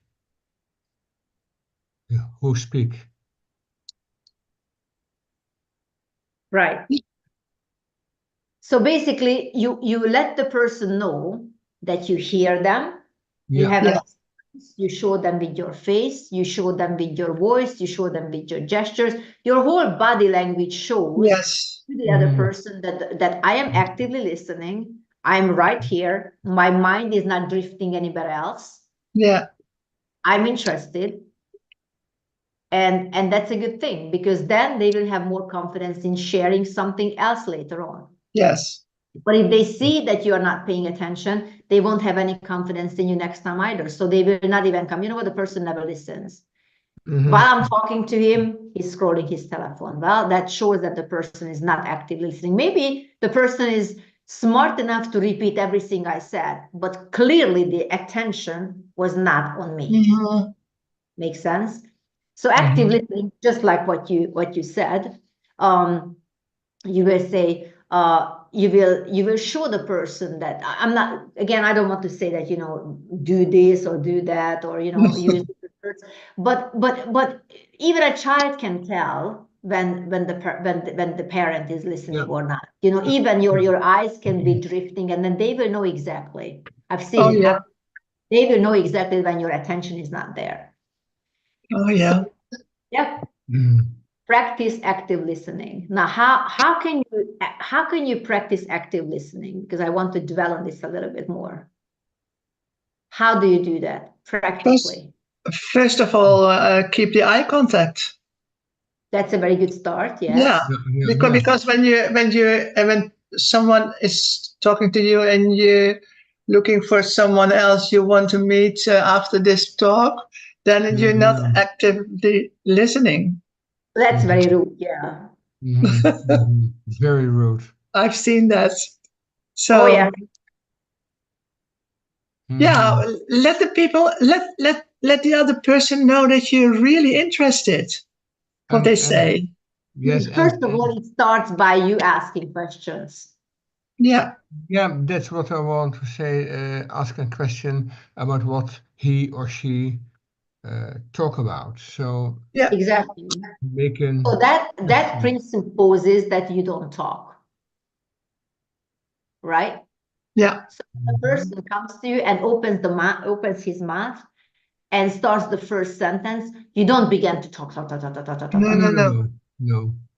No. You wait until the person finishes. You ask the relevant questions. Now, having said that, I know that some people like to talk, and I'm talking from the perspective of the follower. Some people like to talk, and you don't need to hear all that information. Some of them are repetitive, some of them are not important, some of them are not relevant. So of course you want to guide, as a leader, you want to guide the conversation, you want to guide that. By asking questions, yes. I don't need to hear about that. Just focus on what you know. So that is allowed. But that also shows active listening, because you are paying attention to the thread of the conversation and you're guiding it accordingly. Yeah. So that's listening. Yeah. The other thing is 10 habits of the highly effective leaders. Number 9, network strategically. You network with others. A leader is someone who recognizes that he doesn't know everything, so he needs others to network with. Yes. A person who doesn't network with others, doesn't cooperate with others, especially in Christian circles, there's a problem there. There's no way that you know everything and you can solve it all by yourself. You need somebody else. But if you need to have a scripture for that, nobody has the mind of Christ. All of us have the mind of Christ. Each joint supplies. So we look for people that we want to network with, that we want to collaborate with, that we want to work together with. If you're a prophet, then you probably want to look for other prophets. If you are, I don't know, a teacher, you probably want to network with other teachers. I'm not saying only teacher to teacher and prophet to prophet. I'm just saying that you want to have all these other gifts, you are flowing in other gifts as well. But I'm just saying that if you want to, for instance, grow in your gift, and you should have the desire to grow in your gift, then a prophet would probably would benefit more in terms of growing with their gifts in the company of other prophets. Make sense? Yeah, true. If you're a teacher, then you probably would benefit more hanging out with teachers in that aspect. Yeah. Growing your teaching skills or listening to more teachings, how to put your point across, for instance. And I'm talking Christians, non-Christians equally. Whatever your field is, wherever you come from, whatever your background is, that's what you want. You want to network. I would stay away from a leader who doesn't want to cooperate with anybody, with other leaders. Because why would you not want to? Is it pride? Are you insecure in yourself? Then we have a problem. Or you think you know everything already. Then we have a big problem. Yeah. If you believe that you have everything already all by yourself and you don't need anybody else. Yeah, and that doesn't inspire confidence, because you are definitely walking in a delusion is the word I'm looking for. Yeah, yeah. If you think that you have it all already. Number 10, reflect and adjust. Reflect and adjust. Yes. I'm going to list, by the way, I think. So you can have the list in the club. Okay, reflect and adjust. What do I mean by this? We kind of mentioned it. You want to listen to your followers' feedbacks, like honest feedbacks. If everybody always says, yes, everything is good, everything's perfect, you have never learned anything. And number 2 is definitely not true. They definitely don't mean it. They're just too afraid to tell you that something is wrong or maybe some adjustment is needed. Yeah. So you see what I'm saying? So you have to be able to give them the room to speak freely, respectfully, but freely. Maybe something they misunderstood in your behavior or in your attitude or in your whatever. Maybe it's like a past situation. Oh, you looked at me, but you didn't say hi. I didn't even see you. I was somewhere else. You see? So in that, it's just a very simple example. It can happen to anyone. Or if it's a big crowd and I didn't see you, right? Have my glasses on. How about I didn't have my glasses on? I didn't see you. I didn't have my glasses on. So the person, it walks around for years thinking that you are, I don't know, you don't like him, you don't like her, and that's why it's better to keep an open line of communication. I'm just looking at the things that you wrote. It's best if you don't write me anything, because then I will have to slow down. Yeah. But for yourself, good if you can take It's notes. for myself so that I can Good follow for you. you and Nepotism. Right. So where were we? Yes. Keep an open line of communication between you and your followers. It inspires confidence. It shows that you're confident it inspires confidence in the follower to know that anytime he or she has a problem, they can come to you. Now, having said that, there are always some Looney Tunes who will always use this and abuse this access. Yeah, of course, yes. And they would say some nonsense. The flower committee, and you don't. I mean, obviously, you want to use wisdom, but we are going to go to the other side of the spectrum now. There are people who just don't give any room for their followers to give any kind of feedback. That's true. That's not good. That person is either insecure or overly confident as a leader, or just simply don't care. Yeah. Simply doesn't care what the followers think or feel or perceive or their whatever, or if they have any problem with him as a leader. That is what I'm saying. So that's what we talk about. Number 10, reflect and adjust. Yes.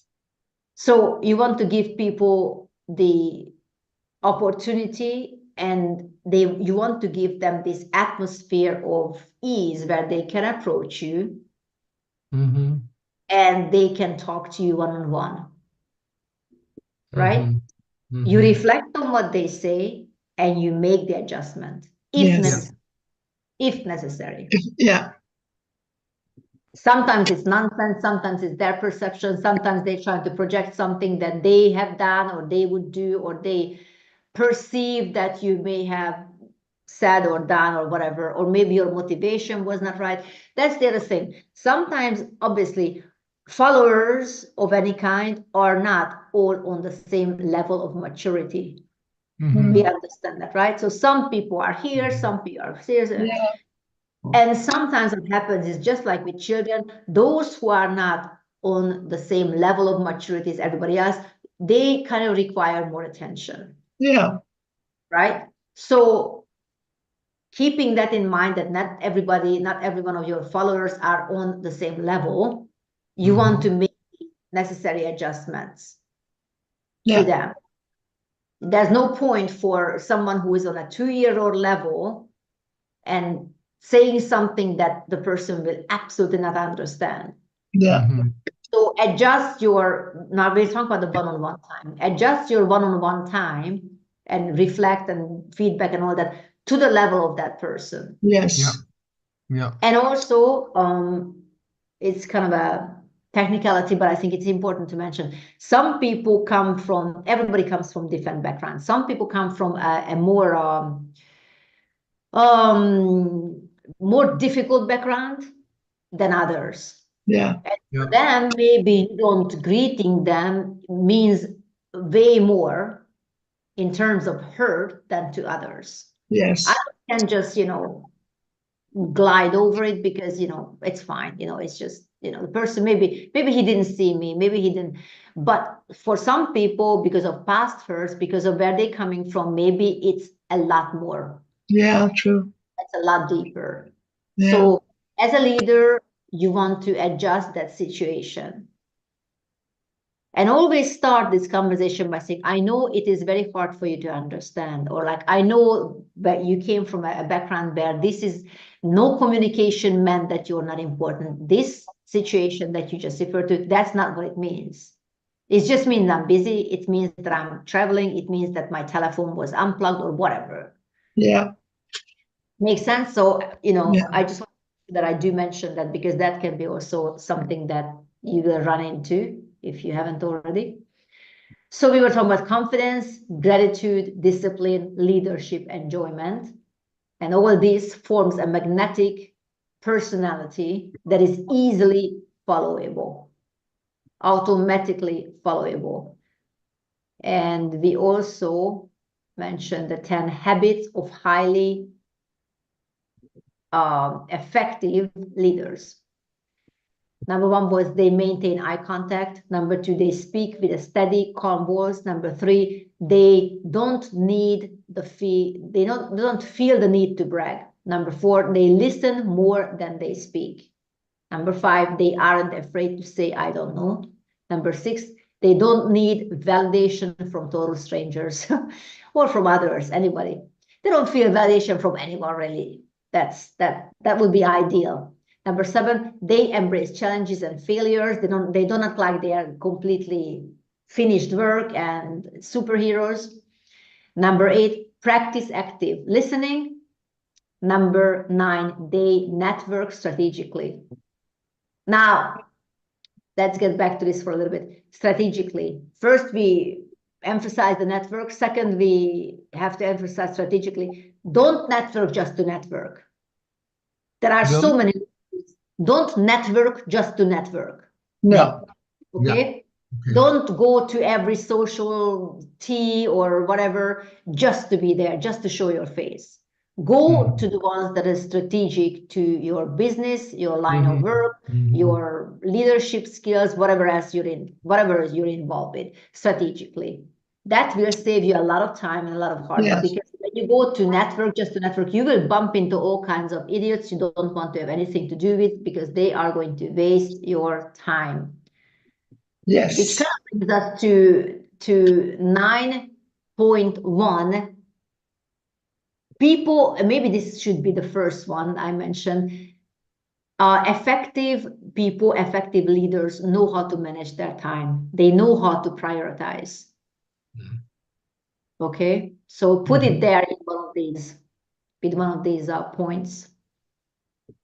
Time management, it has to do with discipline, really. Because if you, for instance, if you just say, what about gym? Well, I don't have time for gym. That just means that gym is not priority.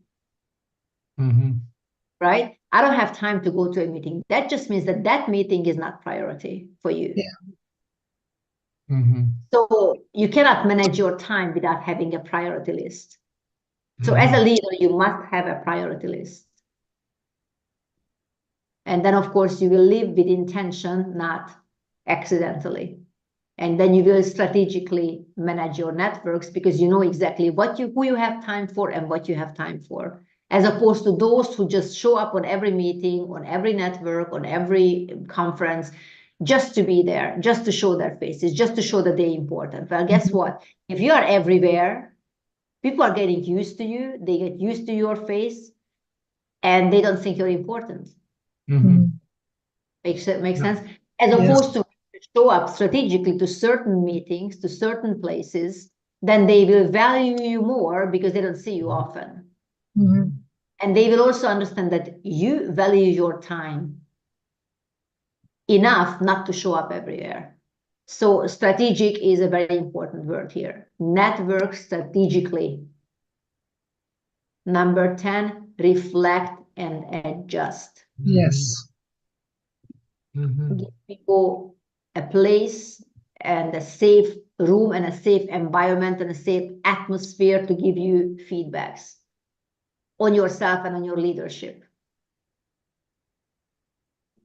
Okay, I think that's all I wanted to share today. Any questions, comments? Thank you so much. This is really good to have all these things in a good line. Thank you. Yes. Communication. Yes. Yes. You showed that. That's the way my mind works. So I just find it very easy. It's just easier for me to do the pointers, and of course it's easier to the followers as well to write it down one by one. Yes, very good. Yeah. Okay, and nobody knows where I'm at, but yeah. Okay.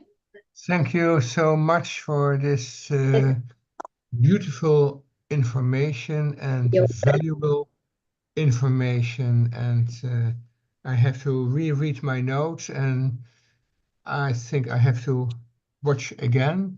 Question? You want to add something to it from your own experience? Well, you said leaders are born. I think leaders can also develop themselves, right? I think every one of us are born with this, with the gifts that we need in order to fulfill our lives, our life purpose. So not everybody is a leader. Not everybody is born as a leader. No, that's what you said. But people don't have the desire to. I know people who were not born leaders. Yeah. And but someone has to follow, you know. But can they still develop leadership? No, I don't think so. Because they will never feel. They can learn all this point by point that I just showed you, but they will never feel comfortable in this. Understand? You will only feel comfortable where God placed you. Yeah. Yeah, that's the question, because that's exactly that's the question. Did God place you in a leadership position, or did your pastor place you in a leadership position? That's also important. Because I was during your beautiful exhortation, if I say that only just in your beautiful exhortation of the 10 points, I'm very serious in what you have to say this evening, and it's very verseful too. But I was thinking during these lessons, God-pointed leaders or authority-pointed leaders, and I was thinking about David. He wasn't at the table. 10 sons were at the table, but not David. And the prophet asked, are this all your sons? Because he want to make one of him a king. So and he came from another position, David, but he was a leader in what he was doing there as sheep. Shepherd. Yes, I couldn't. Exactly. So what I'm saying is that no, that's slightly different, because he was meant to be a king. We're talking about leaders. Yes, right. Yes, you're right. but he was already a leader. He was even if already a not leader. God, Yeah. because Right. God made him. God made him. God put that gift into him because He knew God Yes. knew what He wants Yeah. him to do. So equally, everybody is made for a certain thing or a certain calling, if you will. Yeah. Yeah. I am not saying that that usually housewives are not meant to be leaders, but you are leader of your family above your children, definitely. Now your husband is your leader, so that's so you are probably leader somewhere to some extent and on some level. But we talk about leaders. We talk about leaders now, so you understand they are. I understand. Yeah, of course. So in that sense, I don't believe that everybody was born a leader. No, no. So what this evening makes for me that I'm will sharpening and polishing how to be a good leader. So it's really this is very helpful for me because it's always good to to develop your skills, Yes. to polish your skills and to polish. So this is for me a very worthwhile See, evening. that's a good thing that you mentioned, and I want to touch on that. That the fact that you find it useful shows that you are a leader. Yeah. Not that I don't know, but I'm just saying that people who would watch this later on, if it is not for them, they will not find it appealing. They will not find. You understand? Only those whose it's almost like a language they don't speak. But if your ear already tuned into this language, then you will find it useful. You will find it useful. You will find it appealing. You will find the nuggets in it that you can use in your own personal life and whatever else you're doing. And those who it is not for, not every message is for everyone. Those will just scroll by because they will go somewhere. Yeah, because you recognize the things in your daily life. Yeah, you are naturally attracted to something that's in you. So if leadership is in you, you will find yourself, even if no one tells you, you will find yourself trying to sharpen your gifts, sharpen your skills, and find these leadership materials that will help you develop your skills. So in that aspect, it really helped me. Good. I'm happy to hear. Yeah. Although I'm still learning things. Yes. So anything else? Anything you want to add or question? I think you were very clear, actually. Good. That at least It was I very can clear. more clear communication is working. Yeah, you are a very good communicator. And imagine now we have no problem with the internet. I don't know. One question: did you mention the word salad? Word salad. What does that mean? Yeah, I ask you because you. Word salad is Kamala Harris in one. Yes, That's what she does. Yeah. Word salad means absolute words, just words means Yeah, and then put it together in a bowl. it's just words. Yeah, None okay. of them answer to any questions. None of them mean anything, and together they have nothing to do with each other. Word salad. What did she say? One of the ways you can tell. I didn't know the word. I just wrote it down. I wanted to be sure that I understood word it. salad.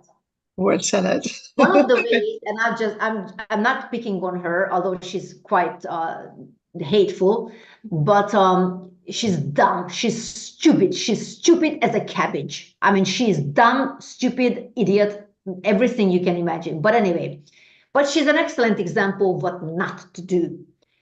So one of the ways you can see if somebody has any substance in what they're saying, regardless of whether they're Christians or not. Let's say a question is posed to someone. It doesn't matter what position is, a very pointed, very direct question. And the person goes around the block and word salad here and there, and then talks about something else. Okay, for 2 minutes. 2 minutes is a long time. Can you summarize in one sentence what the person said? No. You can't. No. Nothing this idiot ever says you can summarize in one sentence. Nothing. No. I mean, nothing. That's right. She doesn't say anything. No. That's her. That either she's even so stupid to understand how stupid she is. I think that would be my guess. Or because she's trying to go around the fact that if I talk too much, maybe the other person won't recognize how stupid I am. I don't know. I don't know which. But she's an excellent example of what absolutely not to do. And again, what I'm saying, if you hear someone's sort of like responding or sort of seemingly responding to a question, can you summarize in one sentence what the person said? Because if you can't, then the person said nothing. Yeah, and that's a good test. That's a good test. Yes. Also from yourself, if you give an answer, and also from the person that you are asking a question from. Yeah, that's right. Yeah. And we touched on that because we said you have to be clear and you have to be precise and straight and to the point. Don't use too many words like she does. One will suffice. Don't be so lengthy when you give an instruction, because the instruction gets lost. Yeah. Yeah. And it seems that the longer you talk as a leader, now I'm not talking about when you have a whole, when you have a whole teaching session for 2 hours and you have to talk and you have points. Okay. I'm talking. So handle it in a right setting.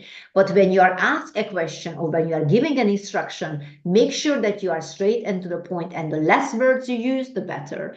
If people don't understand, they will ask you for clarification anyway. There's no need to go into a 5-minute discussion when there's one sentence that you could be saying and that everybody would understand. As a leader, I think it's an absolute must. And you find it very hard to keep your attention as a follower on someone who seems to be using a lot of words and not straight to the point.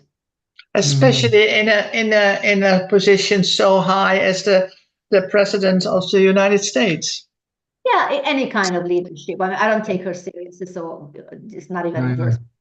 But I'm just saying that as a leader, you want to stay away from that as far as possible, especially if you have a microphone into your face and a lot of cameras. Yeah.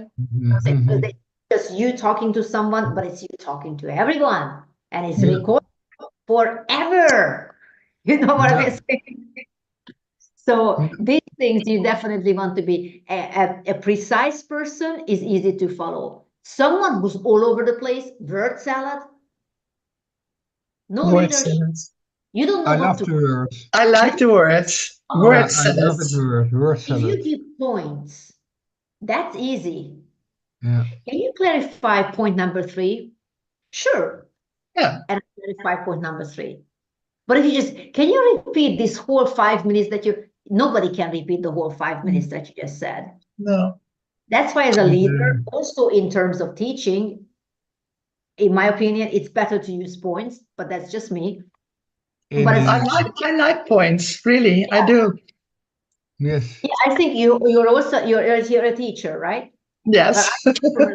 I'm not a teacher myself by profession, but I come from a long line of teachers. Yeah. So it's in my genes. I know. Genetic memory to have the. Yes. Just think it's the way I take notes, and it's easy to teach this way. Me too. Yes. I personally find it easier to listen to someone who uses points, because then I can just go back to my notes and I need a clarification. But if I need a clarification on the last 2 hours, nobody can give you a clarification on the last 2 hours, because it's just too much. It's just okay. Yeah. Right. Yeah. So again, I just want to emphasize and stress the importance of clear and precise communication as a leader, especially, but always. even to a child, you want to give a short instruction. Oh yes, but one of the things, we have a dog now, not I, but my sister and the children. And I always tell, even though I never had a dog in my life, I had cats. Not much difference, I must say. In terms of how you want to treat them, it's not much difference. You have to train and you have to teach them. Obviously, cats obedience because they don't thrive on pleasing man. Dogs do. Dogs want to please. Therefore, they are following your instructions. But at the same time, you want to make sure that your communication to your dog, whatever language you use, is precise and short. Yes. Sure. So this is what happened. It's a rescue dog, so we don't know what the previous life of that dog was, but it's a beautiful Labrador, very beautiful, very, very nice, beautiful with the children, loves us, wonderful. But he obviously has trouble following instructions, especially if the instruction is long. So I kept telling, especially to the youngest daughter of my sister, you have to give a precise instruction, a short one. Don't expect whole life, because they look like and they look like he doesn't understand.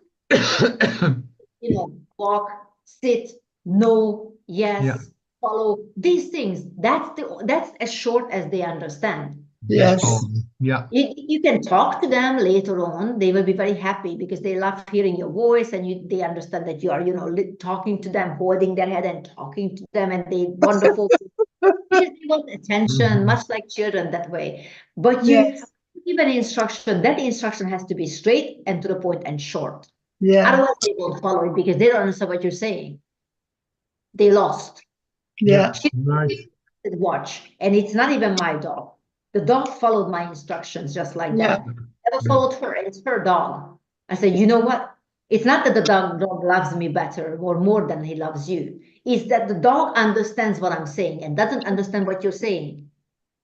He's desperately trying to follow your instructions, but you're talking all over the place.